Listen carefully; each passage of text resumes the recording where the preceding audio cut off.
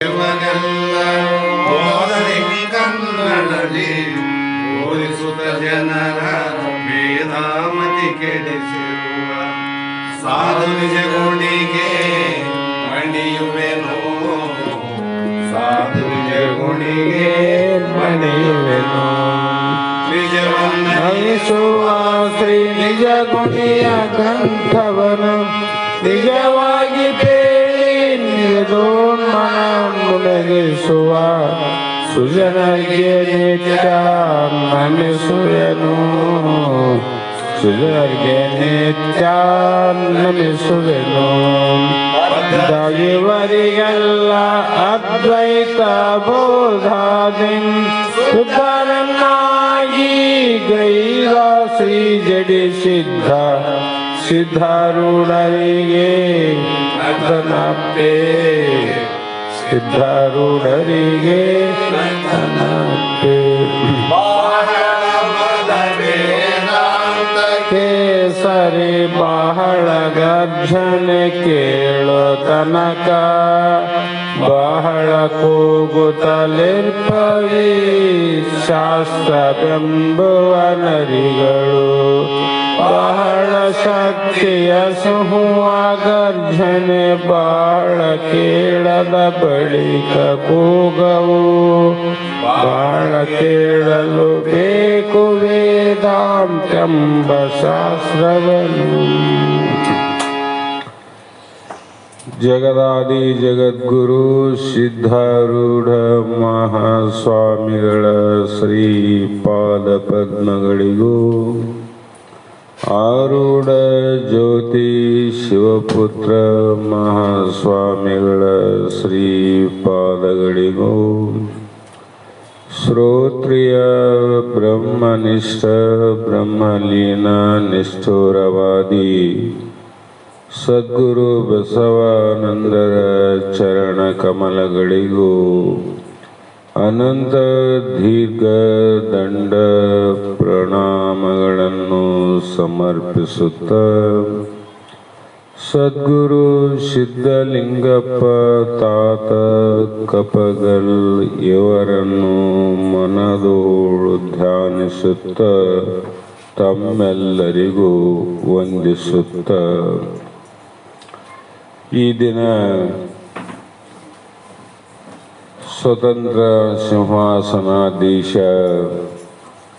ಶಿವನ ಪರಾವತಾರಿ ಪಾವನ ಮೂರ್ತಿ ಸಿದ್ಧಾರೂಢ ವಚನ ಅಮೃತ ಎನ್ನುವ ಗ್ರಂಥವನ್ನು ಆಧಾರವಾಗಿಟ್ಟುಕೊಂಡು ಮುಂದಿನ ವಿಷಯದಲ್ಲಿ ನೀವು ಎಲ್ಲರೂ ಪ್ರವೇಶವಾಗುವುದಕ್ಕಿಂತ ಮುಂಚಿತವಾಗಿ ಈ ಗ್ರಂಥಕ್ಕೆ ಪ್ರತ್ಯಕ್ಷ ಪರೋಕ್ಷವಾಗಿ ಸಾಮಾನ್ಯ ಜನರ ಕೈಯಲ್ಲಿ ಸಿಕ್ಕುವಂತೆ ಪ್ರಯತ್ನ ಮಾಡಿದ ಎಲ್ಲ ಮಹಾತ್ಮರಿಗೂ ನೆನಪಿಸಿಕೊಂಡು ನಿನ್ನೆ ದಿನ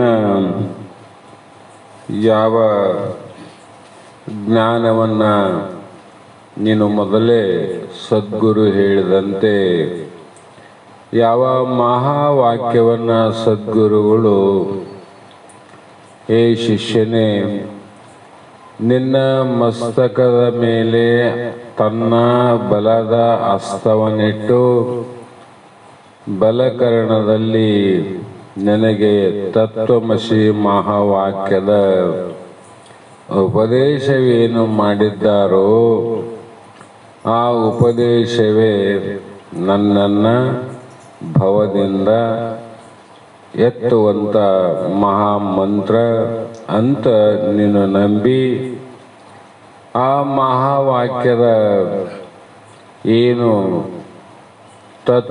ತಮ್ಮ ಅಸಿ ಪರಮಾತ್ಮ ಜೀವಾತ್ಮನು ಇದ್ದಾನೆ ಅಂದರೆ ಪರಮಾತ್ಮನೇ ಜೀವಾತ್ಮ, ಜೀವಾತ್ಮನೇ ಪರಮಾತ್ಮ ಅಂತ ಸದ್ಗುರುಗಳು ಹೋತಪೂತ ನ್ಯಾಯದಂತೆ ನಾನೇ ನೀನು ನೀನೇ ನಾನು ಅಂತ ಹೇಳುವ ಜ್ಞಾನದ ವಾಕ್ಯವನ್ನು ನಂಬಿ ನೀನು ಮುಕ್ತನಾದರೆ ವ್ಯರ್ಥವಾದ ಹಿಂದಿನ ಕಾಲವನ್ನು ಕಳೆದು ಕತ್ತೆಯಂತೆ ಇಹಕ್ಕೆ ಪರಕ್ಕೆ ತಿರುಗುವುದನ್ನು ಬಿಟ್ಟು ನೀನು ಮುಕ್ತನಾಗು, ಅದಕ್ಕಾಗಿ ನಂಬು ಜ್ಞಾನವನ್ನೇ ಅಂತ ಅನ್ನುವ ಭಾಷೆಯಲ್ಲಿ ಉಪದೇಶವನ್ನು ಮಾಡ್ತಾ ಬಂದರು. ಹೀಗೆ ಮಹಾತ್ಮರು ನಿನ್ನೆ ದಿನ ಈ ಲೋಕವಾಸನ, ದೇಹವಾಸನ, ಶಾಸ್ತ್ರವಾಸನ ಅಂತ ಹೇಳಿ ಈ ಎರಡು ವಾಸನೆಗಳನ್ನು ನಾಶ ಮಾಡಬಹುದು ಶಾಸ್ತ್ರವಾಸನ. ಆ ನಂತರ ಶಾಸ್ತ್ರ ವಾಸನೆ ತನ್ನಷ್ಟಕ್ಕೆ ತಾನು ನಷ್ಟವಾಗಿ ಹೋಗುವುದು. ಅಲ್ಲಿ ನನ್ನಲ್ಲಿ ನೀನಷ್ಟ, ನಿನ್ನಲ್ಲಿ ನಾನಷ್ಟ. ಕಟ್ಟಿಗೆ ಎಲ್ಲಿ ನಷ್ಟ ಆದವು? ಅಗ್ನಿಯಲ್ಲಿ. ಬೆಂಕಿಯಲ್ಲಿ ನಷ್ಟ ಆಯಿತು? ಕಟ್ಟಿಗೆಯಲ್ಲಿ. ಅಂದರೆ ಯಾವುದು ನಾಶ ಎಲ್ಲಿ ಆಯ್ತು ಅಂದರೆ ನನ್ನಲ್ಲಿ ನೀನಷ್ಟ ಅದೆ, ನಿನ್ನಲ್ಲಿ ನಾನಷ್ಟ ಅದೆ. ನಷ್ಟ ಅಂದರೆ ಇಲ್ಲ ಅಂದರೆ ಏನಿಲ್ಲ, ಯಾವ ಮಿಥ್ಯವಾಗಿರ್ತಕ್ಕಂಥ ಮಾಯಾ ಕಲ್ಪನೆಯಿಂದ ಭ್ರಾಂತಿಯಿಂದ ತೋರುವಂಥ ಈ ಜಗತ್ತು, ಈ ದೇಹವಾಸನೆ, ಈ ಲೋಕವಾಸನೆ ಇಲ್ಲದಂತೆ ಆಗುವುದು ಅಂತ ಹೇಳ್ತಾ ಬಂದರು. ಹಾಗಾಗಿ ಬ್ರಹ್ಮಜ್ಞಾನಿಗೆ ಮತ್ತು ಅಜ್ಞಾನಿಗೆ ಏನು ವ್ಯತ್ಯಾಸ ಅಂತ ವಿಚಾರ ಮಾಡಿದರೆ, ಬಹಳ ಮಂದಿ ಶಾಸ್ತ್ರ ಕೇಳಿದ ತಕ್ಷಣ ಇಲ್ಲ ನಮಗೆ ವೃತ್ತಿ ಬಂದಿದೆ, ವೃತ್ತಿ ಬಂದ ಮೇಲೆ ಜ್ಞಾನಿಗಳಿಗೂ ಹೇಗೆ ವೃತ್ತಿ ಇದೆ, ನಮಗೂ ವೃತ್ತಿ ಇದೆ, ಹಾಗಾಗಿ ನಾವು ಜ್ಞಾನಿಗಳಂತ ಅನ್ನುವುದೇನು ಅನ್ನುವುದು ತಪ್ಪಲ್ಲ. ಆದರೆ ಅದರ ನಿಜವಾದ ಭಾವ ಬಂದಿದ್ರೆ ಸಾರ್ಥಕ ಆಗ್ತದೆ, ಇಲ್ಲ ಅಂದರೆ ವ್ಯರ್ಥವಾಗ್ತದೆ. ಬ್ರಹ್ಮಜ್ಞಾನಿಗಳಿಗೆ ಏನು ವ್ಯತ್ಯಾಸ ರೀ ಅಂದರೆ, ಎಷ್ಟೇ ಕಷ್ಟ ಬರಲಿ ಅವರ ರೋಮ ಚಲನ ಆಗುವುದಿಲ್ಲ. ಮುಖದ ಅವರ ಬಣ್ಣ ಅನ್ನುವಂಥದ್ದು ಸಾಮಾನ್ಯರಂತೆ ಕೆಟ್ಟು ಹೋಗುವುದಿಲ್ಲ. ಜನಕ ಮಹಾರಾಜ ಯೋಗಿ ಇವನು ಸುಖಮುನಿಗಳಿಗೆ ಮುಂಡನ ಮಾಡಿಸಿ ಒಂದು ಗಂಗಾಳದಲ್ಲಿ ಅಂದರೆ ಪಾತ್ರೆಯಲ್ಲಿ ಅವರು ತುಂಬ ನೀರು ಹಾಕಿ ಸುಖಮುನಿಯ ತಲೆಯ ಮೇಲೆ ಇಟ್ಟು, ಕತೆ ಕೇಳಿರಲ್ಲ, ಅವರು ಸುಖಮುನಿಗೆ ಮಾಡ್ಯಾರಂತ ಹೇಳಿದ ಮೇಲೆ ನಮ್ಮ ಸಾಮಾನ್ಯರ ಗತಿ ಏನು? ಆ ಗಂಗಾಳದಲ್ಲಿ ಇಲ್ಲಿವರೆಗೆ ನಾವು ಕಥೆ ಹೇಳಿದ್ದು ಒಬ್ಬ ಜನಕ ಮಹಾರಾಜನಲ್ಲಿ ಹೇಳಬೇಕು. ಜನಕನಂದದಿ ಕೃಷ್ಣ ಹೋಗಿ ಸುಖಸ್ಥಾಗಿ ರೂಪೋ ಜನಕ ರಾಘವ ಅಂತ ಬರೆದಲ್ಲ, ಪಂಚೈತು ಜ್ಞಾನ ಸಮ್ಮತ. ಒಬ್ಬ ರಾಜನಂದ್ರೆ ಅವನು ಗೃಹಸ್ಥಾಶ್ರಮದಲ್ಲಿ ಇದ್ದು ಒಬ್ಬ ದೊಡ್ಡ ರಾಜನಾಗಿದ್ದು ಆ ರಾಜ್ಯದ ಸಕಲ ಪ್ರಜೆಗಳ ಮಧ್ಯದಲ್ಲಿ ಪ್ರಜೆಗಳ ರಕ್ಷಣೆ ಮಾಡಬೇಕು, ರಾಜ್ಯದ ರಕ್ಷಣೆ ಮಾಡಬೇಕು, ಪರರಾಜರ ವೈರಿಗಳ ಜೊತೆ ಯುದ್ಧವನ್ನು ಮಾಡಬೇಕು. ಇಷ್ಟೆಲ್ಲ ಇದ್ದಂಥ ಜನಕ ಹೇಗೆ ಮುಕ್ತ ಅಂತ ಅನ್ನಬೇಕು ಅನ್ನುವಂಥ ಸಂಶಯ ಅನ್ನೋದು ಬಹಳ ಮಂದಿಗೆ ಬಂತು. ಕಾರಣ ಬಹಳ ಜನ ಸಾಧುಗಳು ಸಂಸಾರವನ್ನು ತ್ಯಾಗ ಮಾಡಿ ಇದಕ್ಕಾಗಿ ಬ್ರಹ್ಮಚಾರಿ ಅನ್ನುವಂಥ ಅನೇಕ ಆಶ್ರಮಗಳನ್ನು ಸ್ವೀಕಾರ ಮಾಡಿ ಆಯಾ ಆಶ್ರಮಗಳ ತಕ್ಕಂತೆ ಆಯಾ ಸಾಧನೆಗಳನ್ನು ಗುರುಮುಖದಿಂದ ಮಾಡಿ ಅಂಥವರು ಕೂಡ ಈ ಜನಕ ಮಹಾರಾಜನಂತ ಜ್ಞಾನಿ ಮುಕ್ತ ಯಾರು ಆಗಲಿಕ್ಕೆ ಸಾಧ್ಯ ಇಲ್ಲ ಅಂತ ಅನುಭವ ಬಂತು. ಕೆಲವು ಮಂದಿಗೆ ತಪಸ್ಸು ಮಾಡಿದರು, ಯೋಗವನ್ನು ಮಾಡ್ಯಾರ. ಆವಾಗ ಒಬ್ಬ ವ್ಯಕ್ತಿಗೆ ಸುಖಮನೆ ಅಂತಂದ್ರೇನು, ಆ ಸುಖದ ಅಪೇಕ್ಷೆಯಲ್ಲಿ ಇರುವಂತ ಯಾರೇ ಇರಲಿ ಅಂಥವರಿಗೆ ಇದು ಮನಸ್ಸಿನಲ್ಲಿ ಸಂಶಯ ಬಂದಾಗ ಜನಕನ ಅರಮನೆಗೆ ಹೋಗಿ ಜನಕ ಮಹಾರಾಜನನ್ನ ಭೇಟಿಯಾಗಿ, ಮಹಾರಾಜ್ ಸಾಧು ಸಂತರನ್ನ ಕಂಡರೆ ಅತ್ಯಂತ ಪ್ರೇಮವನ್ನು ಮಾಡುವರು ಜನಕ ಮಹಾರಾಜರು. ಕಾರಣ ನಾನು ರಾಜನೆಂಬ ಅಹಂಕಾರ ಇಲ್ಲದೆ ನಾನು ಆತ್ಮನೆಂಬ ನಿರಹಂಕಾರದಲ್ಲಿದ್ದಂಥ ಮನೆತನ ರಾಜ್ಯ.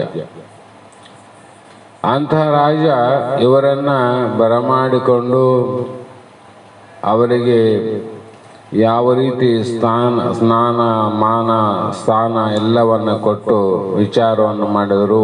ಬುದ್ಧಿ ತಾವ್ಯಾಕೆ ಬಂದಿರಿ ಅಂತ ಆವಾಗ ಹೇಳ್ದ, ಇಲ್ಲ ನಮಗೊಂದು ಪ್ರಶ್ನೆ ಬಂದದ. ನೀವು ಇಷ್ಟೆಲ್ಲ ಮಧ್ಯದಲ್ಲಿ ಇದ್ದು ನೀವು ಆನಂದವನ್ನು ಪಡ್ತೀರಿ, ಮುಕ್ತರಾಗಿರಿ. ನಾವಿಷ್ಟೆಲ್ಲವನ್ನು ಬಿಟ್ಟು ಆನಂದಕ್ಕಾಗಿ ಪ್ರಯತ್ನ ಮಾಡುವವರು ನಮಗೆ ಇದು ಆಗಿಲ್ಲ, ನಿಮಗೆ ಹೇಗಾಯಿತು ಅಂತ ಪ್ರಶ್ನೆ ಕೇಳಿದ. ಆವಾಗ ಆಗಲಿ ಮಹಾತ್ಮರಂತ ಅವನ್ನ ಒಂದೆರಡು ದಿನ ಉಳ್ಕೊಳ್ಳಕ್ಕೆ ಹೇಳಿ ರಾಜ ಆತಿಥ್ಯವನ್ನು ಮಾಡಿ ಮಾರನೇ ದಿನ ಇಂಥ ಸಮಯ ಅಂತ ನಿರ್ಣಯ ಮಾಡಿ ಆ ಸಮಯದಲ್ಲಿ ಆ ಸ್ಥಾನಕ್ಕೆ ಕರೆಸಿ, ಅದೇ ಸಮಯದಲ್ಲಿ ಇನ್ನೊಬ್ಬ ವ್ಯಕ್ತಿಯನ್ನು ಕರೆಸಿ. ಇನ್ನೊಬ್ಬ ವ್ಯಕ್ತಿ ಯಾರು? ಸಾಮಾನ್ಯ ವ್ಯಕ್ತಿ, ಅವನಿಗೆ ಏನು ಅರಿಯದ ವ್ಯಕ್ತಿ. ಅಂಥ ಬಡ ವ್ಯಕ್ತಿಯನ್ನ ಹಿಡಿದುಕೊಂಡು ಬಂದರು. ಯಾಕಂತ ಕೇಳ್ತಾನ. ಇದು ರಾಜಾಜ್ಞೆ ಅಂತ ಅರಮನೆಗೆ ಕರ್ಕೊಂಡು ಬಂದೇ ಬಿಟ್ರು ಅವರು. ಇವನಿಗೆ ಭಯ ಭೀತಿ ನೋಡ್ರಿ, ನಾನೇನು ತಪ್ಪು ಮಾಡಿರ್ಬೋದು, ಅಥವಾ ನಮ್ಮ ಮನೆಯವರು ಮಾಡಿರ್ಬೋದು, ಮಗ ಮಾಡಿರ್ಬೋದು, ಯಾವ ಶಿಕ್ಷೆಯನ್ನು ಕೊಡುವುದಕ್ಕಾಗಿ ರಾಜ ನನ್ನ ಕರ್ತ್ಯಾನ ಅಂತ ಭಯ ಆಯಿತು. ಅಷ್ಟರೊಳಗೆ ಅರಮನೆ ಬಂತು. ಆ ಸಮಯದಲ್ಲಿ ರಾಜ ಸುತ್ತ ಆತನಿಗೆ ಚಾಂಡಾಲರು ಹರಿತವಾದ 2 ಖಡ್ಗಗಳು ನಿಂತಿದ್ರು. ಅಂಥದ್ರಲ್ಲಿ ಆಜ್ಞೆ ಮಾಡಿದರು, ನೋಡು, ಈ ಪಾತ್ರೆಯಲ್ಲಿ ನೀರನ್ನು ತುಂಬಿ ನಿನ್ನ ತಲೆ ಮೇಲೆ ಇಡ್ತೀವಿ, ಮತ್ತು ಇಲ್ಲಿಂದ ಅಲ್ಲಿವರೆಗೂ ಮೆರವಣಿಗೆ ಹೋಗಿ ಸಾಗಿ ಪುನಃ ಈ ಜಾಗಕ್ಕೆ ಬರಬೇಕು. ಇಲ್ಲಿಂದ ಹೊರಟಂತ ಮೆರವಣಿಗೆ ಪುನಃ ಇಲ್ಲಿ ಬಂದ ನಂತರ ಒಂದು ಹನಿ ನೀರು ಪಾತ್ರೆಯಿಂದ ಕೆಳಗಡೆ ಬೀಳಬಾರದು. ಯಾವಾಗ ಬಿತ್ತು ಅಂದರೆ ನಿನ್ನ ಶಿರಚ್ಛೇದನ ಮಾಡುವರು ಎಡಬಲ ಇರುವಂತ ಈ ಖಡ್ಗಧಾರಿಗಳು ಅಂತ ಪ್ರತ್ಯಕ್ಷ ಹೇಳಿದ್ದು. ಬಹಳ ಭಯ ಆಯಿತು. ಹಾಗೆ ಅನಿವಾರ್ಯ ನೋಡ್ರಿ, ರಾಜಾಜ್ಞೆ ಅದ. ಅದೇ ಪ್ರಕಾರ ಪ್ರಾರಂಭ ಆಯಿತು ಮೆರವಣಿಗೆ. ರಾಜ ಬೀದಿಯಿಂದ ಹೋಗಿ ಇನ್ನೂ ಅರಮನೆಯ ಬರೋದ್ರೊಳಗಿತ್ತು. ಮಧ್ಯದಲ್ಲಿ ಮೆರವಣಿಗೆ ಅಂದ್ರೆ ಏನು? ಅದು ರಾಜರ ಮೆರವಣಿಗೆ ಅಂದ್ರೆ ಅಲ್ಲಿಗೆ ಅಷ್ಟೇ ಇರಂಗಿಲ್ಲ. ಅನಂತ ವಾದ್ಯಗಳು, ಮೃದಂಗಗಳು, ಅನಂತ ರೀತಿಯ ನಂದಿಕೋಲು, ಕುಣಿತ, ದೀವಿಟಿಗೆ, ಅನಂತ ವೇಷಧಾರಿಗಳು ಮುಂದ ನರ್ತನವನ್ನು ಮಾಡ್ತಾ ಸಾಗಿತ್ತು. ಅದು ಏನಾಯ್ತು, ಸಾಗ್ತಾ ಸಾಗ್ತಾ ಸಾಗ್ತಾ ಸಾಗ್ತಾ ಮತ್ತೆ ವಾಪಸ್ ಬಂತು. ಯಾವ ಪ್ರಶ್ನೆಯನ್ನು ಕೇಳಕ್ ಬಂದಿನಲ್ಲ ಆತನ ಹಿಂದನೇ ಕಳಿಸಿದ್ದ ರಾಜ. ನೋಡ್ರಿ, ಈಗೇನು ಪ್ರತಿಜ್ಞೆ ಅದ, ಇದಕ್ಕೆ ಮೀರಿದ ಅಂದ್ರೆ ಶಿಕ್ಷೆ ಅದ, ಮೀರಿದ ಇದ್ರೆ ಅವನಿಗೆ ಶಿಕ್ಷೆ ಇಲ್ಲ. ಅದಕ್ಕೆ ಅದಕ್ಕೂ ಆಶ್ಚರ್ಯ ಆಗಿತ್ತು. ಅವನ ತಲೆ ಮೇಲೇನು ಪಾತ್ರೆ ಹೊತ್ತಿದ್ದ, ಅವನಿಂದ ಇಂದ ಬಂದು ನೋಡ್ತಾರ, ಒಂದು ಹನಿ ನೀರು ಪಾತ್ರೆಯಿಂದ ಕಡಿಮೆ ಆಗಿದ್ದಿಲ್ಲ, ನೆಲಕ್ಕೆ ಬಿದ್ದಿದ್ದಿಲ್ಲ. ಎಷ್ಟು ಆಶ್ಚರ್ಯ! ಪಾತ್ರೆ ತುಂಬಿದಂತ ನೀರು, ಅರ್ಧ ನೀರಲ್ಲ, ಪಾತ್ರೆ ತುಂಬ್ಯಾರ. ಸ್ವಲ್ಪ ಜೋಲಿ ಹೋದ್ರೆ ತುಳುಕ್ತದ. ಅಷ್ಟಾದ್ರೂ ಕೂಡ ಒಂದು ಹನಿ ನೀರು ಕೆಳಗೆ ಬೀಳಲಾರ್ದಂಗ ಮತ್ತೆ ತನ್ನ ಮೂಲ ಸ್ಥಾನಕ್ಕೆ ಬಂದ. ಇದರ ತಾತ್ಪರ್ಯ ಏನು? ಆವಾಗ ಕೇಳ್ದ, ಈ ತಲೆ ಮೇಲೆ ನೀರು ಹೊತ್ತು ಇಲ್ಲಿ ಬರೋದ್ರೊಳಗಾಗಿ ನೀನು ಮೆರವಣಿಗೆ ಹೊಂಟಿತ್ತಲ್ಲ ಅಂದ. ಅವನು ಉತ್ತರ ಕೊಡಲಿಲ್ಲ. ಮೆರವಣಿಗೆ ಸಾಗಿತ್ತಲ್ಲ ಅಂದ, ಉತ್ತರ ಕೊಡಲಿಲ್ಲ. ಮೆರವಣಿಗೆ ಮುಂದೆ ಇಂತಿಂಥ ನೃತ್ಯ ಇಂಥ ಎಲ್ಲವೂ ನಡೆದಿತ್ತಲ್ಲ, ವಾದ್ಯಗಳಿದ್ದವು, ಮೃದಂಗ ಇದ್ದವು, ಮದ್ದಲೆ ಬಾರಿಸ್ತಿದ್ರು, ಡೊಳ್ಳು ಬಾರಿಸ್ತಿದ್ರು, ನಂದಿ ಕೋಲು ಕುಣಿತಿದ್ರು, ನೋಡಿದೇನಂದ. ಅದಕ್ಕೂ ಸುಮ್ಮನೆ ಆದ. ಯಾವುದಾದ್ರೂ ಹೇಳೋ ಒಂದು ಮಾತಂದ. ಇಲ್ಲ ರೀ, ನಾನು ನೋಡಿಲ್ಲ ಅಂದ. ನಾನು ಕಾಣಿಲ್ಲ, ನೋಡಿಲ್ಲ ಅಂದ. ಅಲ್ಲ, ನಿನ್ನ ಮುಂದೆನೇ ಸಾಗ್ಯವ, ನಿನಗಾಗಿ ಸಾಗ್ಯದ, ನೀನು ನೋಡಿಲ್ಲ ಅಂದ್ರೆ ನಿನ್ನ ಮನಸ್ಸು ಎಲ್ಲಿತ್ತಂದ. ನನ್ನ ಮನಸ್ಸು ತಲೆಯ ಮೇಲೆ ಪಾತ್ರೆಯ ಒಳಗಿರುವ ನೀರಿನಲ್ಲಿ ಇತ್ತು ವಿನಃ ಬಾಹ್ಯದ ಕಡೆ ಏನು ಗೊತ್ತೇ ಇಲ್ಲ ಅಂದ. ಮನಸ್ಸು ಅಲ್ಲಿ ಏಕಾಗ್ರತೆ ಆಗಿತ್ತು. ಅದಕ್ಕಾಗಿ ಇದೆಲ್ಲ ನೋಡಕ್ಕಾಗಿಲ್ಲ. ಇಲ್ಲ ಅಂತಲ್ಲ, ನಾನು ನೋಡಿಲ್ಲ. ಯಾಕಂದ್ರೆ ನನ್ನ ವೃತ್ತಿ ಅನೇಕಾಗ್ರತೆ ಆಗಿಲ್ಲ, ಅದಕ್ಕೆ ನಾನು ನೋಡಿಲ್ಲ ಅಂದ. ಆವಾಗ ಆ ವ್ಯಕ್ತಿಗೆ ಮಹಾರಾಜರು ಹೇಳಿದರು, ಇದೇ ಸಾಕ್ಷಿ ಅಂದರು. ಇದೇ ಸಾಕ್ಷಿ. ಇಷ್ಟರ ಮಧ್ಯದಲ್ಲಿ ನೀವು ಹೇಗೆ ರಾಜ್ಯಭಾರವನ್ನು ಮಾಡ್ತೀರಿ ಎಂದೆಲ್ಲ ಇದು ಹಿಂಗೆ ನೋಡಂದ್ರು ಅವರು. ಇದು ಏನದ ಕರ್ಮ ಭೋಗದಿಂದ ಇದು ರಾಜ್ಯ. ಆದರೆ ನನಗೆ ಯಾವುದ ಇದಕ್ಕೆ ಸ್ಮೃತಿನೇ ಇಲ್ಲ, ಇದರ ವೃತ್ತಿನೇ ಇಲ್ಲ, ಇದರ ಭಾವವೇ ಇಲ್ಲ. ಅದಕ್ಕಾಗಿ ನನ್ನ ಆನಂದದಲ್ಲಿ ಯಾವುದೂ ಬದಲಾವಣೆ ಇಲ್ಲ. ಆನಂದದಲ್ಲಿ ಯಾವುದೂ ಬದಲಾವಣೆ ಇಲ್ಲ. ಅದು ಆನಂದದಲ್ಲೇ ಏಕಾಗ್ರತೆ ಆದಾಗ ಬಾಹ್ಯದ ಪರಿಕಲ್ಪನೆಗಳು ಅವರಿಗೆ ತೋರೋದಿಲ್ಲ. ಆ ಕಾರಣದಿಂದ ಅವರಿಗೆ ಎಷ್ಟೇ ಕಷ್ಟ ಬಂದರೂ ತೋರೋದಿಲ್ಲ, ದುಃಖ ಬಂದರೂ ತೋರೋದಿಲ್ಲ. ಅವರು ಉದಾಸೀನ ಭಾವದಿಂದ ಗ್ರಸ್ತರ ಇರಲಿ, ಸಂಸಾರ ಉದಾಸೀನದಿಂದ ಮಾಡ್ತಾರೆ. ಮಠಾಧೀಶರಲ್ಲಿ ಆವೃತ್ತಿ ಬಂದರೆ ಉದಾಸೀನವಾಗಿ ಮಾಡ್ತಾರೆ. ಯಾರು ಯಾವುದೇ ಆಶ್ರಮದಲ್ಲಿ ಇರಲಿ, ವೃತ್ತಿ ಬಂತು ಅಂದರೆ ಕೇಳಿದಾಗಲೇ ಹೇಳಬೇಕು ಜನಕನಂದದಿ. ಇಂಥವರಿಗೆ ಬರ್ತದ, ಇಂಥವ್ರಿಗೆ ಇಲ್ಲ ಅಂತ ಹೇಳಿಲ್ಲ. ನಮ್ಮ ಅಭ್ಯಾಸ ಸುಮಾರಾಗ್ಯಾವ. ಅವರು ಮಹಾತ್ಮರು ಬೇರೆ ಆಶ್ರಮದಲ್ಲಿದ್ದು ನಿಮಗೆ ಹೆಂಗೆ ಆಗ್ತದೆ ಅಂದ್ರೆ ನಮಗೆ ಸಿಟ್ಟು ಬರ್ತದೆ. ಏನು ನಮಗೇನು ಹಂಗಿಲ್ಲೇನು, ಅವ್ರಿಗೊಂದು ಆಗ್ತದೇನೋ ಅಂತ ನಾವು ಅಂತೀವಿ. ನಮ್ಮ ಆಶ್ರಮದಲ್ಲಿದ್ದ ನಾವೇನ ಅಂದರೆ ಅವ್ರಿಗೂ ಸ್ವಲ್ಪ ಏನಾಗ್ತದ, ಬದಲಾವಣೆ ಆಗ್ತಾವ, ಭಾವ ಬದಲಾವಣೆ ಆಗ್ತಾವ, ಮನಸ್ಸು ಬದಲಾವಣೆ ಆಗ್ತಾವ. ಅವರ ಮುಖ ಚೆಹರೆ ಅನ್ನುವಂಥದ್ದು ಮಾತು ಅನ್ನುವುದು ಬದಲಾವಣೆ ಆಗ್ತಾವ. ಯಾಕೆ ಆಗ್ತಾವ್ರಿ ಅಂದರೆ ನಮ್ಮ ವೃತ್ತಿಯಲ್ಲಿ ನಾವು ಇದ್ರೆ ಯಾವುದೂ ಬದಲಾವಣೆ ಆಗೋದಿಲ್ಲ. ಮೊದಲು ಹೆಂಗ ಈಗಂಗ ಮೊದಲಂಗ ಅಷ್ಟೆ. ಅವನು ಜೀವಾತ್ಮ ಪರಮಾತ್ಮ ಹೇಗಾನ ಬಾಲ್ಯದಲ್ಲಿ ಗೋಲಿ ಆಡ್ತಿದ್ದ, ಚಿಣಕೋಲು ಆಡ್ತಿದ್ದ, ಮತ್ತು ಇನ್ನೂ ಆಟಗಳನ್ನು ಆಡ್ತಿದ್ದ. ಬಾಲ್ಯದಲ್ಲಿ ಆಟ ಪಾಠಗಳಲ್ಲಿ ಕಳೆದೆ.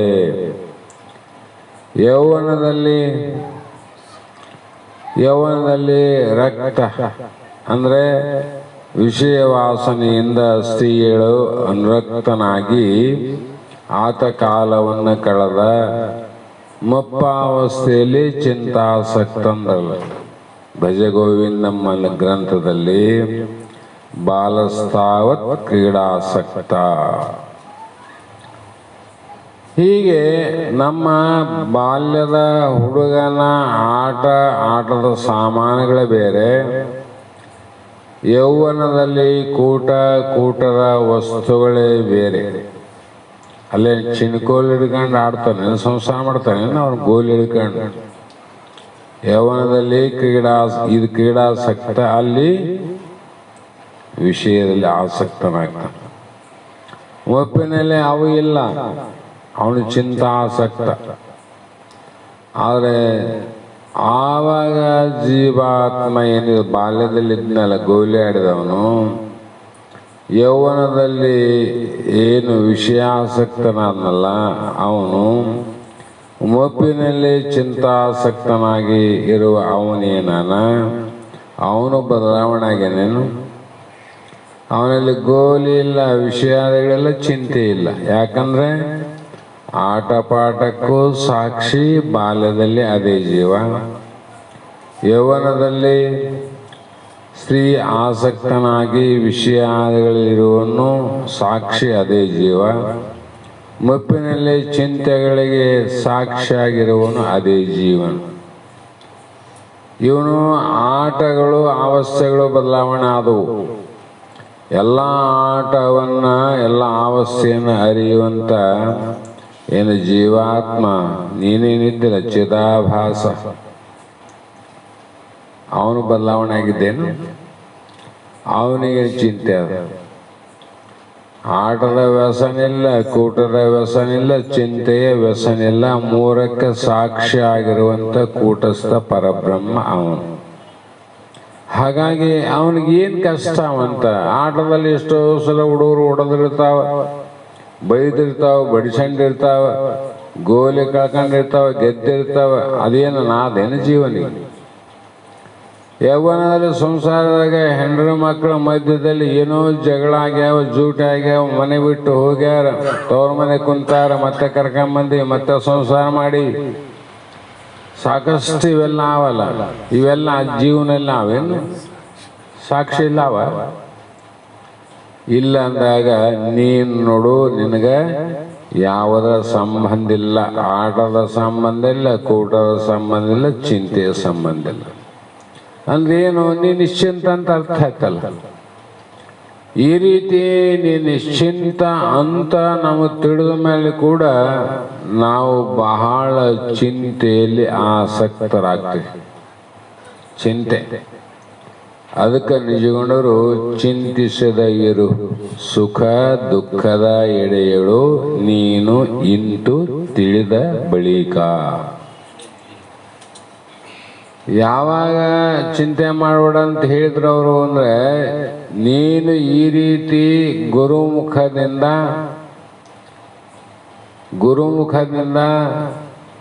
ಶಾಸ್ತ್ರಗಳ ಬಲದಿಂದ ಮಲದೋಷ ಅಂದರೆ ದೇಹವಾಸನ ಮತ್ತು ಲೋಕವಾಸನೆಯನ್ನು ಕಳ್ಕೊಂಡ ಮೇಲೆ ನಿನಗೆ ಯಾವಿಲ್ಲ ಅಂತ ಗೊತ್ತಾದ್ಮೇಲೆ ಯಾಕೆ ಚಿಂತೆ ಮಾಡ್ತಿದ್ದು, ಚಿಂತೆ ಮಾಡೋನು ಬೇರೆ, ನೀನೇ ಬೇರೆ ಅಂತ ಹೇಳ್ತಾರಿಲ್ಲ ಅವರು. ಹಾಗಾಗಿ ಇಲ್ಲಿಯೂ ಕೂಡ ಯಾವುದೇ ಏಕಾಗ್ರ ವೃತ್ತಿ ಅಂದರೆ ಆ ಜನಕ ಹೇಳ ಏಕಾಗ್ರ ವೃತ್ತಿ ಏಕಾಗ್ರ ಏಕಾಗ್ರ ಏಕ ಅಗ್ರ ಕೊನೆ ಅದು ಅಲ್ಲಿ ಎಲ್ಲಿ ಬಂದು ನಿಂದಿರ್ತದ ಅಂದ್ರೆ ಮಹಾತ್ಮರ ಅನುಭವ ನಮಗಾಗೋದಿಲ್ಲ. ಹೇಳಬಹುದು, ಪುಸ್ತಕದಲ್ಲಿ ಇದ್ದಿದ್ದು ಹೇಳಬಹುದು. ಅಲ್ಲಿ ಆಧಾರ ಸ್ವಾದಿಷ್ಟ ಮಣಿಪುರ ಅಂತ ಏನು ಹೇಳಿ ನಿಷ್ಕಲ ನಿರಂಜನ ನಿಶೂನ್ಯ ಅಂತ ನವಚಕ್ರ ಮಧ್ಯಂತವಾದ ಆ ಒಂದು ಸಹಸ್ರದಳ ಕಮಲದಲ್ಲಿ ವೃತ್ತಿ ನಿಲ್ಲಬೇಕು. ಏನು ವೃತ್ತಿ ಅಂದ್ರೆ ನಾನೇ ಪರಬ್ರಹ್ಮ ಸ್ವರೂಪನಿದ್ದೇನೆ. ಅಲ್ಲಿ ಇತ್ತು ಅಂದ್ರೆ ಇಲ್ಲಿಂದ ಇಲ್ಲೆಲ್ಲ ಚಲನವಲನ ಆಗ್ತಾವ. ವೃತ್ತಿ ಅಲ್ಲಿರಬೇಕು. ಅದು ಏನಾದ ಅದು ಇದ್ದದ್ದೇ ವೃತ್ತಿಯಲ್ಲಿ ಬಾಹ್ಯದಲ್ಲಿ ನಮಗೆ ಬಳಕೆಗೆ ಬರ್ತಾವ. ಜಾಗ್ರಾವಸ್ಥೆಯಲ್ಲಿ ಕಂಬಾರ ವೃತ್ತಿ ಎಲ್ಲಿ ಅದ? ಒಳಗೆ ಆದ ಒಂದು ಕಡೆ. ಕುಂಬಾರ ಬಡಿಗೆ ಅಂತ ವೃತ್ತಿ ಆದ, ಒಳಗೊಂದು ಕಡೆ ಆದ. ನಿದ್ದಾಗಿಲ್ಲಲ್ಲ. ಮತ್ತು ಬೆಳಗ್ಗೆ ಎದ್ದ ಮೇಲೆ ಎಲ್ಲಿಂದ ಬಂದು ಅಲ್ಲಿದ್ದವಲ್ಲ ಅಲ್ಲಿಂದನೇ ಬರ್ತದ. ನದಿಗೆ ನೀರು ಬಿಟ್ಟಾರೆ ಇವತ್ತು ಬಹಳ 1000 ಕ್ಯೂಸೆಕ್ ಬಿಟ್ಟಾರ, 1,00,000 ಕ್ಯೂಸೆಕ್ ನೀರು ಬಿಟ್ಟಾರಂದ್ರೆ ನೀರು ಎಲ್ಲೇನ ಇದ್ದಾರಂತ ಬಿಟ್ಟಾರೋ ಮತ್ತೆ ಎಲ್ಲಿಲ್ದ ಬಂದು ಡ್ಯಾಮಲ್ಲಿ ನೀರು ಮೊದಲು ಇದ್ದವು ಬಿಟ್ಟಾರಂದ್ಮೇಲೆ ಈಗ ನಮ್ಮೂರು ನದಿಗೆ ಬಂದು ಅಂತ ಅರ್ಥ. ಹಾಗಾಗಿ ಆ ವೃತ್ತಿಯಲ್ಲಿ ನಿಂತದ್ದು ಏನಾಗ್ತದ? ಮನಬುದ್ಧಿ ಚಿತ್ತ ಅಹಂಕಾರ ಅಲ್ಲಿ ತಾನ ಬರ್ತಂದ್ರೆ ಬಂದು ಬಂದು ಬಂದು ಬಂದು ಕೊನೆಗೆ ಮನಸ್ಸಿನಲ್ಲಿ ನಿಂದು ಆ ಮನೋಸಾಧನೆಯಿಂದ ಇಂದ್ರಿಯಾದಿಗಳ ದ್ವಾರ ಹೊರಗು ಹೋಯಿತು ಅಂದರೆ ಆ ವ್ಯಕ್ತಿಗೆ ಯಾವುದೇ ಕಾಮ ಕ್ರೋಧ ಅನ್ನುವಂಥ ಈ ಒಂದು ವೃತ್ತಿಗಳು ನಾಶ ಆಗ್ತವೆ. ಅನೇಕ ವೃತ್ತಿ ಒಂದೇ ಆದ ಒಬ್ಬರಿ ವೃತ್ತಿ, ಅನೇಕ ವೃತ್ತಿಗಳು. ಹಾಗಾಗಿ ಪತಿವ್ರತ ಸ್ತ್ರೀಯರು ಬ್ರಾಹ್ಮಣರಲ್ಲಿರಬೇಕು ಅಂತ ಏನು ನೇಮಿಲ್ಲ. ಯಾವ ಕುಲದಲ್ಲಿ ಆದರೂ ಚಾಂಡಾಲ ಕ್ಷತ್ರಿಯ ವೈಶ್ಯರು ಅಲ್ಲಿ ಎಲ್ಲೆಲ್ಲಿ ಇರುವರು. ಇದರಂತೆ ಜ್ಞಾನ ಯಾವ ಜಾತಿಯವರು ಪಡಕೊಂಡರೂ ಬರುವುದು. ಅವಿದ್ಯೆ ಅಂದರೆ ತನ್ನ ಸ್ವರೂಪ ತಾನು ತಿಳಿಯದೇ ಇರುವುದೇ ಅವಿದ್ಯೆ ಅಥವಾ ಅಜ್ಞಾನ. ಜ್ಞಾನವನ್ನ ಈ ಒಬ್ಬ ಸ್ತ್ರೀ ಆಳ. ಸ್ತ್ರೀ ಅಂದ್ರೆ ಆಕೆಗೊಂದು ಲಕ್ಷಣ ಉಂಟಲ್ಲ. ಆ ಸ್ತ್ರೀ ಲಕ್ಷಣ ಇರುವಂತ ಸ್ತ್ರೀ ಕ್ಷತ್ರಿಯನಲ್ಲಿ ಇರಬಹುದು, ಶೂದ್ರನಲ್ಲಿ ಇರಬಹುದು, ವೈಶ್ಯನಲ್ಲಿ ಇರಬಹುದು, ಬ್ರಾಹ್ಮಣನಲ್ಲಿ ಇರಬಹುದು. ಸ್ವತಂತ್ರಳೋಕಿ ಹೆಣ್ಮಗಳಂದಮೇಲೆ ಸ್ವತಂತ್ರಳು. ಕ್ಷತ್ರಿಯನೊಬ್ಬ ಹೆಣ್ಮಗಳು ಸೃಷ್ಟಿ ಬೇರೆ, ಬ್ರಾಹ್ಮಣನ ಹೆಣ್ಮಗಳ ಲಕ್ಷಣ ಬೇರೆ ಆದೇನು? ಒಂದೇ ಲಕ್ಷಣ ಉಳ್ಳಂತ ಒಬ್ಬ ಸ್ತ್ರೀ ಅನೇಕ ವ್ಯಕ್ತಿಗಳ ಸಹವಾಸವನ್ನ ಪಡೆಯಬಹುದು ಅಂತ ನೇಮ. ಅವರವರ ಒಂದು ವರ್ಣ ಆಶ್ರಮಕ್ಕೆ ತಕ್ಕಂತೆ ಒಂದೊಂದು ಹೆಣ್ಣು ಹುಟ್ಟಿಲ್ಲ. ಅವರವರ ಆಶ್ರಮ ತಕ್ಕಂತೆ ಆ ಒಂದು ಹೆಣ್ಣಿಗೆ ಒಂದೊಂದು ಬೇರೆ ಬೇರೆ ಗಂಡು ಹುಟ್ಟಿಲ್ಲ. ಇರೋದು ಎರಡೇ ಜಾತಿ, ಒಂದು ಗಂಡು ಒಂದು ಹೆಣ್ಣು. ಆ ಹೆಣ್ಣುಮಗಳು ಯಾವ ಪುರುಷನಾದರೂ ಕೂಡ ಸಹವಾಸ ಮಾಡಬಹುದು, ಆ ಪುರುಷನ ಸುಖವನ್ನು ಪಡಿಬಹುದಲ್ಲ. ಹಾಗೆ ಇಲ್ಲಿ ಕೂಡ ಮಹಾತ್ಮರು ಆವ ಜಾತಿಯವನಾದರೇನು, ಯಾವ ಜಾತಿ ಆದ್ರೇನು ತಮ್ಮ ನಿನಗೆ, ಎಂಥ ಜಾತಿಯವರೇ ಇಂಥವರ ಸಹವಾಸವನ್ನು ಮಾಡಬೇಕು ಅಂತ ಇಲ್ಲ. ಅದೇ ರೀತಿ ಈ ನಿನ್ನ ನೀನು ಅಂದರೆ ತನ್ನ ತಾನು ತಿಳಿಯದೇ ಇರುವುದೇ ಅವಿದ್ಯೆ ಅಥವಾ ಅಜ್ಞಾನ ಅಂತ ಶಾಸ್ತ್ರಗಳ ನಿರ್ಣಯ, ನಮಗೂ ಅನುಭವ. ನಮ್ಮನ್ನು ನಾವು ತಿಳ್ಕೊಂಡಿದ್ದೇವೆ ಒಂದಿಷ್ಟು ವರ್ಷ, ಎಷ್ಟೋ ಜನ್ಮಗಳು ಅಂದರೆ ಮಹಾತ್ಮನ ಮಾತಿಗೆ ಹೋಗ್ಬೇಕು. ಧರಣಿಯನ್ನೆಲ್ಲವ ಸಣ್ಣಿಸಿ ಧೂಳಿ ಮಾಡಲಾಗಿ ಆ ಪರಿಣಾಮಗಳೆನಿತು ಅನಿತು ದೇಹವನ್ನು ಧರಿಸುತ್ತ ಬಂದೆ ಒಂದೊಂದು ಜೀವರ ಬಸರುಳು. ಎಷ್ಟು ಆ ತಿರುಗಿ ಬಂದರೂ ಕೂಡ ಮತ್ತೆ ಆ ಕಡೆ ಹೋಗಕ್ಕಂತನೇ ನಮಗೆ ಅಪೇಕ್ಷೆ ಅದಲ್ಲ. ಅದಕ್ಕೆ ತನ್ನ ಪೂರ್ವ ಜನ್ಮದ ವೃತ್ತಾಂತವನ್ನು ತಿಳಿದಂಥ ಒಬ್ಬ ಜೀವಿ ನಾನು ಎಷ್ಟು ಜನ್ಮಗಳನ್ನು ನಾನು ವ್ಯರ್ಥವಾಗಿ ಕಳೆದೆ, ಅದಕ್ಕೆ ಮತ್ತೆ ನೀನು ನನ್ನನ್ನು ಅತ್ತ ತಿರುಗಿಸದಂತೆ. ಯಾಕಡೆ ತಿರುಗಿಸುವಾಗ ನನ್ನ ಸ್ವರೂಪದ ಜ್ಞಾನವನ್ನು ಮಾಡಿಕೊಡು, ಪ್ರಪಂಚದ ಜ್ಞಾನ ಬೇಡ. ನಾನು ಎಷ್ಟೋ ಜನ್ಮದಲ್ಲಿ ಆಗ್ಯದ, ಆದ ಮೇಲೆ ನಾನು ಆ ದುಃಖವೆಲ್ಲ ಉಂಡಿನಿ, ಅನುಭವಿಸಿನಿ. ಆ ದುಃಖವನ್ನು ಸಹಿಸಲಾಗದೆ ನಿಮ್ಮ ಹತ್ರ ನಾ ಬಂದಿನಪ್ಪ. ಅದಕ್ಕೆ ಆ ಕಡೆ ನನ್ನ ಮತ್ತೆ ಕಳುಹಿಸದಂತೆ. ಕೇಳ್ತಾರಿಲ್ಲ? ಅದಕ್ಕೆ ಇಂಥ ಒಂದು ಅವಿದ್ಯೆ, ಎಷ್ಟೋ ಜನ್ಮದ ಅವಿದ್ಯೆ, ಅದನ್ನ ನಾವು ತಿಳಿಲಾರ್ದಂಗೆ ಮಾಡ್ಯದ. ಅದನ್ನು ತಿಳ್ಕೊಳ್ಳಾರ್ದೆ ಅಜ್ಞಾನ. ತಿಳಿದ್ರೆ ಏನು? ಅದೇ ಜ್ಞಾನ. ತಿಳಿಯಲಾರ್ದ ಅಜ್ಞಾನ ಅಲ್ಲ, ತಿಳಿದ ಮೇಲೆ ಏನದ? ಅದೇ ಜ್ಞಾನ. ಮತ್ತು ಈ ಅರಿಸಿಕೊಳ್ಳುವ ಅಜ್ಞಾನ, ಅರಿಯುವ ಜ್ಞಾನ, ಇವೆರಡು ಕೂಡ ಮತ್ತೆ ಸುಜ್ಞಾನದಲ್ಲಿ ಅವೆರಡೂ ಇಲ್ಲ. ಅಲ್ಲೇನು ಉಳಿಬೇಕು? ಮೊದಲು ಇರುವಂಥ ಪೂರ್ವ ಜ್ಞಾನ, ಅದೊಂದೇ ಉಳಿಯೋದು. ಅದಕ್ಕೆ ಏಕ ಅಂದರು. ಅಂಥ ಪರವಸ್ತುವಿನಲ್ಲಿ ನಮ್ಮ ಬುದ್ಧಿ ಏಕಾಗ್ರತೆಯನ್ನು ಮಾಡಿದಾಗ ಆ ಒಂದು ಜ್ಞಾನದಿಂದ ಸುಖ ಪ್ರಾಪ್ತಿ ಆಗ್ತದೆ. ಹಾಗೆ ನಮ್ಮಲ್ಲಿ ಸುಖ ಮೊದಲೇ ಇತ್ತೋ ಅಥವಾ ಗುರುಗಳು ಹೇಳಿಕೊಟ್ಟಾಗ ನಮ್ಮಲ್ಲಿ ಸುಖ ಬಂತು? ಸುಖ ಅನ್ನುವುದು ಅದು ಜನ್ಮ ಜನ್ಮಾಂತರದ ಮೊದಲೇ ಇತ್ತದು. ಇದೊಂದೇ ಜನ್ಮದಲ್ಲ. ನೀನೇ ಹೇಳಿಲ್ಲ, ಧರಣಿ ಏನೆಲ್ಲವ ಸಣ್ಣಿಸಿ ಧೂಳಿ ಮಾಡಲಾಗಿ ಅಂತ ಹೇಳ್ತಾ ಬಂದೆಪ್ಪ. ಅಷ್ಟೆಲ್ಲ ಜನ್ಮದಲ್ಲಿ ನಿನಗೆ ಆನಂದನೇ ಇತ್ತು, ಸುಖವಾಗಿರೋ ನೀನು. ಆದರೂ ಕೂಡ ನಿನ್ನಲ್ಲಿ ಸುಖ ಇದ್ರೂ ಕೂಡ ನನ್ನಲ್ಲಿ ಇಲ್ಲ ಅಂತ ದುಃಖಪಟ್ಟು ಇಲ್ಲಿವರೆಗೆ ಬಂದಿದ್ದೆಲ್ಲ ಎಂಥ ಮೂರ್ಖ. ದಾಡಿರು ಹೊರಟಿದ್ದೆ ಅಂದರೆ ಗೊತ್ತಾಗ್ತದ.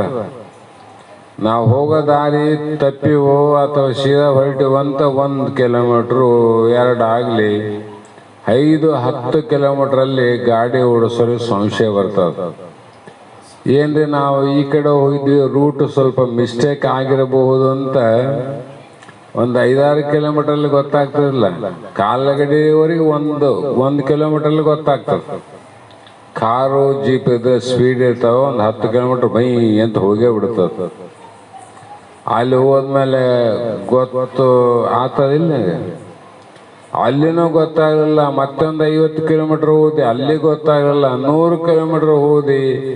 ಆವಾಗ ಗೊತ್ತಾದ್ರೂ ವ್ಯರ್ಥ ಆಯ್ತಂತ. ಅಷ್ಟು ಮತ್ತೆ ಹಿಂದಕ್ಕೆ ಬಂದು ಹೋಗ್ಬೇಕಲ್ಲ, ಅಲ್ಲಿಂದ ಅಲ್ಲಿಗೆ ಹೋಗಂಗಿಲ್ಲ. ಮತ್ತೆ ಹಿಂದಕ್ಕೆ ಬರಬೇಕು. ಮತ್ತೆ ಎಲ್ಲಿ ತಪ್ಪಿದ್ದಿ ಅಲ್ಲಿಂದೇ ಮತ್ತೆ ದಾರಿ ಹಿಡಿಬೇಕು. ಹಾಗಾಗಿ ಎಲಿಜೀಬನೇ, ನೀನು ಎಲ್ಲಿ ತಪ್ಪಿದ್ದಿ ನೋಡು, ಇಲ್ಲಿಂದ ಕೇಳ್ತಾ ಕೇಳ್ತಾ ಸರಿ ದಾರಿ ಹಿಡಿದು ಹೋಗು. ಬಹಳ ಜನ್ಮಗಳು ದಾಟಿದ ಮೇಲೆ ಈಗ ನೀ ಕೇಳಕತ್ತಿದ್ದಿ ಎಂಥ ಮೂರ್ಖ ಅಂತ ಮಹಾತ್ಮ ಹೇಳ್ತಾರೆ. ಅವನು ಹೇಳ್ತಾನಿಲ್ಲ, ಧರಣಿಯನ್ನೆಲ್ಲವೂ ಸಣ್ಣಿಸುರುಳಿ ಮಾಡಿ ಒಂದಲ್ಲ ಎರಡಲ್ಲ ಮೂರಲ್ಲ 84 ಲಕ್ಷ ಯೋನಿಗಳಲ್ಲಿ ಬಂದೆ ಸ್ವಲ್ಪ ಒಂದೆರಡರಲ್ಲಿ ಮುಂದೆ ಹೋಗೋದ್ರಾಗ ಕೇಳಬೇಕಾಗಿತ್ತಪ್ಪ, ನಾ ಸರಿದಾರಿ ಹೊಂಟಿನೋ ದಾರಿ ತಪ್ಪಾದಂತೆ. ಸುಮ್ಮನೆ ಕಣ್ಮುಚ್ಕೊಂಡು ಹೋಗದೆ ನಮ್ದು ಹಂಗೆ ಆಗೋದಿಲ್ಲ ಪರಿಸ್ಥಿತಿ. ಅಂಥ ಅವಿದ್ಯೆ ಇದು ಒಂದು ಜನ್ಮದ್ದಲ್ಲ. ಆದರೂ ಕೂಡ ಅದು ಎಷ್ಟೇ ಜನ್ಮದ ಅಜ್ಞಾನ ಇದ್ರೂ ಕೂಡ ಆ ಸದ್ಗುರುನಾಥನ ಕೃಪೆ ಆಯಿತು ಅಂದಾಗ ಒಂದು ಕ್ಷಣದಲ್ಲಿ ಅಂತಾರೆ, ದೀಪ ಹಚ್ಚಿದ ತಾಸಿನ ಮೇಲೆ ಬೆಳಕಾಗೋದಿಲ್ಲ. ಹಿಂಗೆ ಬಟನ್ ಹಾಕಿದ ತಕ್ಷಣ ಈ ಕಡೆ ಬೆಳಕು, ಹಾಕಿದ್ರಾಗ ಬೆಳಕು. ಅದರಂತೆ ಜ್ಞಾನದಲ್ಲಿ ಎಷ್ಟು ಸಾಮರ್ಥ್ಯ ಇದೆ ಅಂದರೆ, ನೀವು ಹೇಳ್ತಾ ಕೇಳ್ತಾ ಹೋದಂಗೆಲ್ಲ ಬೆಳಕು ಹಾಕ್ಯಂತ ಹೋಗ್ತದೆ. ಕೇಳ್ತಾ ಹೋಗ್ತದೆ. ಎಷ್ಟು ಕೇಳಬೇಕು, ಕೇಳಲಾರದ ಆಗೋದಿಲ್ಲೇನು, ಕೇಳಲಾರದೆ ಆಗುತ್ತದೆ ಅನ್ನುವರ ಮಾತು ಆ ಕಡೆ ಇಡಬೇಕು. ನಾವು ಅಲ್ಲಂತ ವಾದ ಮಾಡಕ್ಕೆ ಹೋಗ್ಬಾರ್ದು, ವಾದ ಮಾಡಬಾರ್ದು. ಒಂದ್ಸಲ ಒಂದು ಸಿಂಹ ಒಂದು ಕತ್ತೆ ಇತ್ತು, ಸಿಂಹ ಇತ್ತು. ಆ ಕತ್ತೆಗೆ ಏನಂತಂದ್ರೆ, ಈ ಸಿಂಹದ ಮುಂದೆ ಹೇಳ್ತು, ಈ ಜಗತ್ತೇನು ಪ್ರಪಂಚದಲ್ಲಿ ಕಾಣ್ತದಲ್ಲ ಹುಲ್ಲು, ಇದೆಲ್ಲ ಕಪ್ಪ ಬಣ್ಣದ್ದಾದಂಥದ್ದು. ಎಷ್ಟು ಕಪ್ಪ ನೋಡುವಂತ. ಹುಲಿ ಅಂತೂ ಅದೆಂಗೆ ಕಪ್ಪಿರ್ತದೋ ಅದು ಹಸಿರ ಬಣ್ಣದ್ದಾದಂತ ಅದಂತ ಹಸಿರಾದದು. ಅವಾಗ ಇದು ಹೇಳ್ತು, ನಿನಗೆ ಬುದ್ಧಿ ಇಲ್ಲ ಅಂತ ಕತ್ತೆ. ಹಸಿರಂಗಿರ್ತದೋ ಅದು ಕಪ್ಪಿರ್ತದಂತ ಇದು ಭಾಳ ದಿವಸ ನಡೀತು ವಾದ ವಿವಾದ. ಆವಾಗ ಮತ್ತು ದೊಡ್ಡಣ್ಣನಲ್ಲಿ ನ್ಯಾಯ ಹೋದ್ಮೇಲೆ, ಯಾಕೆ ಕಚ್ಚಾಡ್ತಿರೋ ನೀವು ದಿವಸ ಬರೀ ಜಗಳ ಅಲ್ಲ ಅಂದ್ರೆ, ಇಲ್ರಿ ಕತ್ತೆ ಇದ್ರೆ ಇದಕ್ಕೆ ಕಪ್ಪು ಅಂತದ, ನಾ ಇದ್ರೆ ಹಸಿರು ಅಂತೀನಿ, ಅದನ್ನು ನಾನು ಒಪ್ಪವಲ್ಲ, ನಂದು ಅದು ಒಪ್ಪವಲ್ಲ, ಅದಕ್ಕೆ ನೀವೇ ಸರಿಯಾಗಿ ಯಾವ ಬಣ್ಣದ ಅಂತ ನಿರ್ಣಯ ಮಾಡ್ರಲ್ಲ. ಅವಾಗ ಹೇಳ್ತು, ಹುಲಿಗೆ ಹೇಳ್ತದ, ಇಲ್ಲ ಕತ್ತೆ ಹೇಳಿದ್ದೆ ಬರಬರ ನಾವು. ಕತ್ತೆ ಜಗತ್ತು ಕತ್ತಲಾದಂತಲ್ಲ, ಕರಗಾದಂತದ, ಅದೇ ಬರಬರಿಂದ. ಅದಕ್ಕೆ ಹುಲಿಗೆ ಮತ್ತೆ ಸಿಟ್ಟು ಬಂತು ನೋಡ್ರಿ. ಕತ್ತೆ ಅಂದ್ರೆ ಕತ್ತೆ ಬುದ್ಧಿ ಅದ, ಅದು ಅಂತಂದ್ರೆ ಒಪ್ಪಬಹುದು. ಇದು ಸಿಂಹ ರಾಜ, ಇವನಿಗೆ ಜ್ಞಾನ ಇಲ್ಲೇನೋ, ಮತ್ತೆ ಇದ್ದದ್ದು ಇದ್ದಂಗೆ ಹೇಳಿದು ಬಿಟ್ಟು ಹಸಿರಾದಿಲ್ಲ, ಹಸಿರು ಅಂತ ಹೇಳಿದ್ಬಿಟ್ಟು ಕತ್ತೆ ಕಪ್ಪ ಅಂತ ಹೇಳ್ತದಲ್ಲ, ಅದ್ರ ಮಾತೆ ಸತ್ಯ ಅಂತ ನಿರ್ಣಯ ಮಾಡ್ತಂದ್ರೆ ಇದೇನಾಗಿರ್ಬೋದು ಅಂತ ಒಪ್ಪಲೇಬೇಕಲ್ಲ. ರಾಜಾಜ್ಞೆ ಕತ್ತೆ ಆ ಕ್ಷಣದಲ್ಲಿ ಕುಣದಾಡ್ಬಿಟ್ಟು ನೋಡ್ರಿ, ನಾ ಗೆದ್ದೆ ಅಂತ.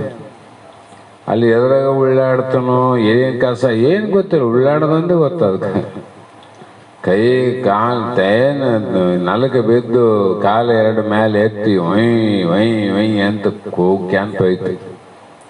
ಹುಲಿಗೆ ಸ್ವಲ್ಪ ಇದಾಯ್ತು ಪಾಪ, ಗರ್ವ ಬಂಗಾನಂಗಾಯ್ತು. ಏನು ಅಪಮಾನ ಆಯ್ತಲ್ಲ, ಕತ್ತೆ ಮುಂದೆ ನನ್ನ ಅಪಮಾನ ಆಯ್ತು.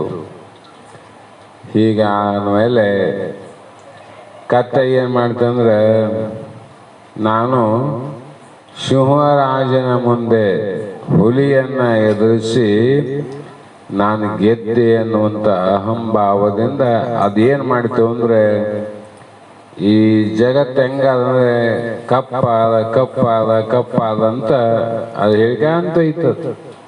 ಯಾಕೆ ನಿರ್ಣಯ ಆಗದಲ್ಲ, ಕೊನೆಗೆ ಒಬ್ರ ಕೈಗೆ ಒಬ್ರು ಸಿಗಬೇಕಲ್ಲ.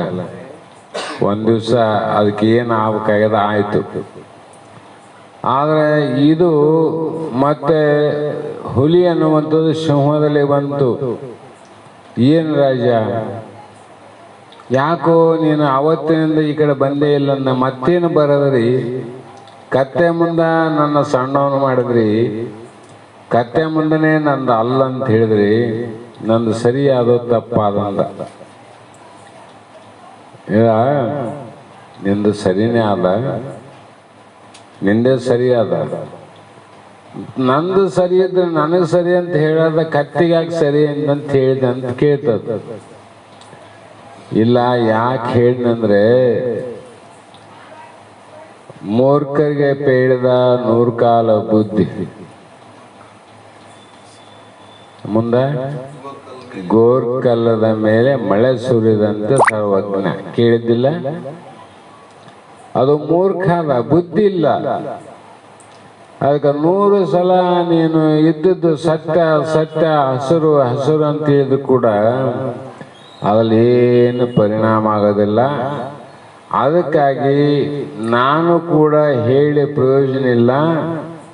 ಒಂದಿಲ್ಲ ಒಂದು ದಿನ ತಾನೇ ಸರಿ ಹೋಗ್ತದ. ನೀನು ವಾದವನ್ನು ಮಾಡಿ ವ್ಯರ್ಥ ಕಾಲ ಹರಣ ಮಾಡೋದು ಬೇಡ ಅಂತ ಬುದ್ಧಿಗಾಗಿ ನಿಂದೆ ತಪ್ಪಂತ ಹೇಳಿತಂತದ್ದು ವಿಚಾರಕ್ಕೆ ಹೇಳೋದು. ಅದಕ್ಕೆ ಮಹಾತ್ಮರು ಕೆಲವು ಮಂದಿ ಹೇಳ್ತಾರೆ, ಆದ್ರೂ ಕೂಡ ಕೆಲವು ಮಂದಿ ಹೀಗೆ ಹೇಳ್ತಾರೆ, ಕೆಲವು ಮಂದಿ ಹಾಗೆ ಹೇಳ್ತಾರೆ. ಆದ್ರೆ ವಾದ ಮಾಡೋದಿಲ್ಲ ಅಂತಲ್ಲಿ.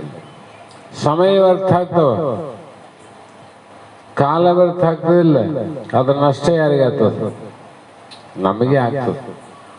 ಅದಕ್ಕಾಗಿ ಬಸವಾನಂದ ಅಂತ ಮಹಾತ್ಮರು ಮಾತ್ರ ಹೇಳ್ಯಾರ ನೋಡಿ. ಅವ್ರಂಗೆ ಯಾರಿಲ್ಲ ಅಂತ ಹೇಳಂಗಿಲ್ಲ ನಾನು. ನಾವೇ ನೋಡುವೇನು ಜಗತ್ತಿಗಾಡಿ ಎಷ್ಟು ನಿಷ್ಠೂರ. ತಮ್ಮ ಬೇವರ ಮಾತನ್ನ ಕೇಳ್ರಿ, ಕೇಳದಿರಕ್ಕಾಗೋದಿಲ್ಲ. ಜಗತ್ತಾದ ಅವ್ರಿಗೆ ಏನಾನ ಹೇಳಿದ್ರೆ ಅವ್ರಿಗೇನು ಅನ್ನಲಿಕ್ಕೆ ಹೋಗ್ಬೇಡ್ರಿ ನೀವು.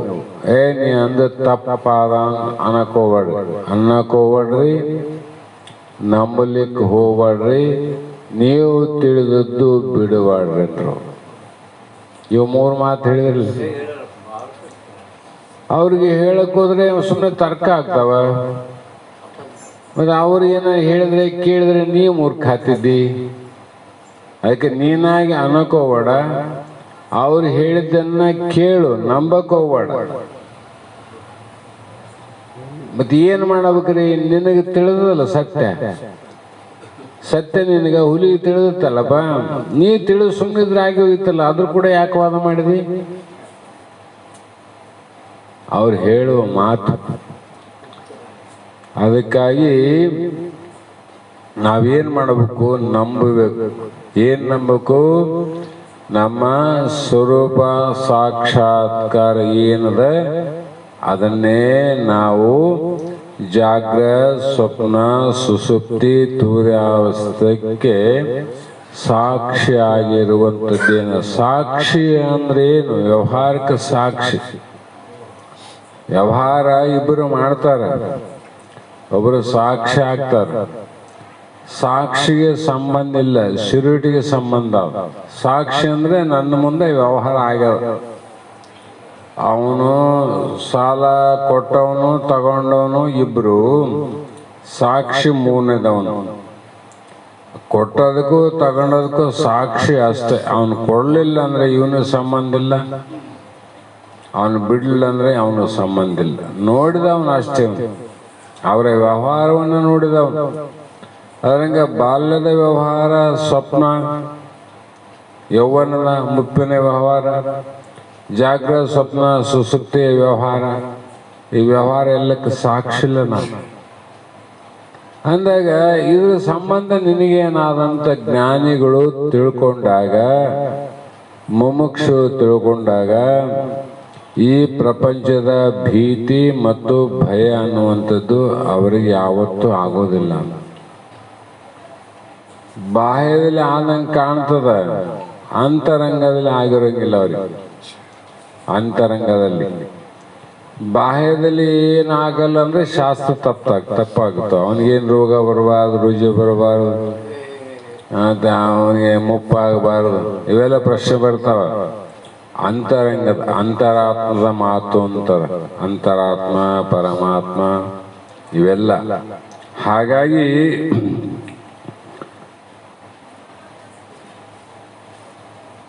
ಹೇಗೆ ಅಂದ್ರೆ ಕುಂಬಾರ ಹುಳದಂತೆ, ಮಲ್ಲು ಬರದಲ್ಲ, ಕುಂಬಾರ ಹುಳ. ಕಮಲದ ಎಲೆ ಜಲದಲ್ಲಿ ಕಮಲದ ಎಲೆಯಂತೆ, ಕೆಸರಿನೊಳು ಕುಂಬಾರನ ಹುಳದಂತೆ, ಘೃತದಲ್ಲಿ ಜಿಹ್ಮೆಯಲ್ಲಿ ಘೃತ ಅಥವಾ ಘೃತದಲ್ಲಿ ಜಿಹ್ಮೆ ಇದ್ದಂತೆ. ನೀವು ಮೂರು ಬಹಳ ಸಲ ಕೇಳಿರಿ. ಆದ್ರೆ ಅದಕ್ಕೆ ಎಷ್ಟು ತಾಕತ್ತು ಆದ ಅಂದ್ರೆ ಅದರಲ್ಲಿ ಒಂದೊಂದು ವಿಶೇಷವಾದ ಗುಣ ಅಂತ ತಾಕತ್ತು ಬಂದದ್ದು. ಅದರಂಗ ಮುಮುಕ್ಷುಗಳಲ್ಲಿ ಜ್ಞಾನಿಗಳಲ್ಲಿ ಒಂದು ವಿಶೇಷವಾದ ಗುಣ ಬರ್ತದೆ. ಆ ಗುಣವೇ ಇವತ್ತ ಅವಗುಣಗಳಲ್ಲಿ ಇದ್ರೂ ಕೂಡ ಆ ನಿರ್ಗುಣಕ್ಕೆ ತಾಗಲಾರ್ದಂಗ ಅಂಟಲಾರ್ದಂಗ ಜನನ ಮರಣಕ್ಕೂ ಕೂಡ ಅವನು ಸಾಕ್ಷಿ ಆಗಿರ್ತಾನೆ ವಿನಃ ಸಾವಿನಲ್ಲಿ ಹುಟ್ಟಿನಲ್ಲಿ ಕೂಡೋನಲ್ಲ ಅಂತ. ನೀನು ಕೊಡೋರಲ್ಲ, ನಾವು ಕೊಡೋರಲ್ಲ ಅಂತ ಜ್ಞಾನ ಆದಾಗಂತ ಹೇಳ್ತಾರೆ. ಇದರ ಅನುಭವ ಯಾರಿಗದ ಅದು ಸಾಕ್ಷಿ ಆಗ್ತದೆ, ವೃತ್ತಿ ಯಾರಿಗೆ ಬಂದ ಅದು ಸಾಕ್ಷಿ ಆಗ್ತದೆ. ಹಾಗಾಗಿ ಕುಂಬಾರ ಹುಳದಂತೆ ನಿರ್ಲಿಪ್ತ ಇರುವನು, 6 ಗುಣಗಳು ಇದ್ದರೂ ಕೂಡ ಇಲ್ಲದಂತಿರುವನು. ಕಾಮಾದ, ಕ್ರೋಧಾದ, ಲೋಭಾದ, ಮೋಹಾದ, ಮದ, ಮತ್ಸರ, ಇವು 6 ಗುಣಗಳು ಯಾವಾಗ ಎಂದೇನಂತೆ ಮೊದಲಂಗ ಇದ್ದು ಈಗ ಆವಿಲ್ಲ ಮತ್ತೆ ಅವನಲ್ಲಿ. ಆದ್ರೆ ಮೊದಲು ಹೆಂಗಿದ್ದವು ಅಂದ್ರೆ ನಾನು ಅಂತಂತಿದ್ದ, ಇವು ನಾನು ಅಲ್ಲ ಅಂತ ಅದಷ್ಟೆ. ನಾನು ಈಗ ನನವಲ್ಲ. ಯಾವಾಗ ಗಂಡ ಹೆಂಡತಿ ಪ್ರೇಮದಿಂದ ಇರುವಾಗ 2 ಮಕ್ಕಳಾಗ್ತವೆ. ನಂತರ ಕಾರಣಾಂತರದಿಂದ ಯಾವುದೋ ಈಗಿನ ಕಾಲಕ್ಕೆ ತಕ್ಕಂತೆ ಡೈವರ್ಸ್ ಆಗ್ತದೆ. ಆ ಮಕ್ಕಳು ತಾಯಿಯಲ್ಲಿ ವಾಸ ಮಾಡಬೇಕು ಅಥವಾ ತಂದೆಯ ವಾಸದಲ್ಲಿ ಇರಬೇಕಂತ ತೀರ್ಪಾಯ್ತು. ಈಗ ಮೊದಲಿದ್ದ ಮಕ್ಕಳೇ ಈಗ ನಾವಲ್ಲಪ್ಪ. ಆದರೆ ಆ ಹಡೆದ ತಾಯಿ ತಂದೆಯಲ್ಲೇ ಬೆಳಿಬೇಕು ಅಂತ ಕೋರ್ಟ್ ತೀರ್ಪಾದಾಗ ಅಲ್ಲೇ ಬೆಳಿತಾವೆ ಈಗ. ಆದರೆ ಮೊದಲು ಇದ್ದಂಥ ಪ್ರೇಮ ಈಗಿಲ್ಲ ನೋಡು.